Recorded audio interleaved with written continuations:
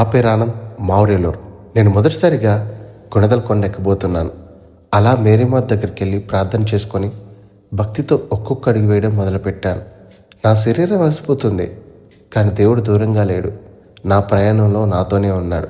అలా కొంచెం దూరం వెళ్ళాక విశ్రాంతి కోసం అని ఆగి అక్కడి నుంచి విజయవాడ చూస్తే ఎంత అందంగా ఉందో. మళ్ళీ అడుగులు వేయడం మొదలుపెట్టాను.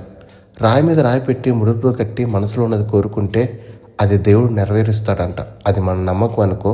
ఇది దేవుడికి తలనీలాలు అర్పించే స్థలం. స్కూల్ పిల్లలు చాలామంది వచ్చారు. అందులో కొంతమంది నాకు ఫ్రెండ్స్ అయ్యారనుకో. వాళ్ళతో నడుచుకుంటూ వెళ్ళాక సిలువ కనిపించింది.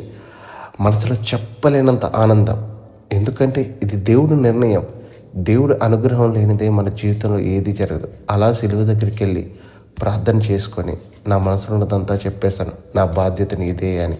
మీరు కూడా ఏ ఊరు వాళ్ళైనా మీకు ఈ గుణదల మొదటి అనుభవం ఉంటే ఈ వీడియో కింద కామెంట్ చేయండి. Thank you.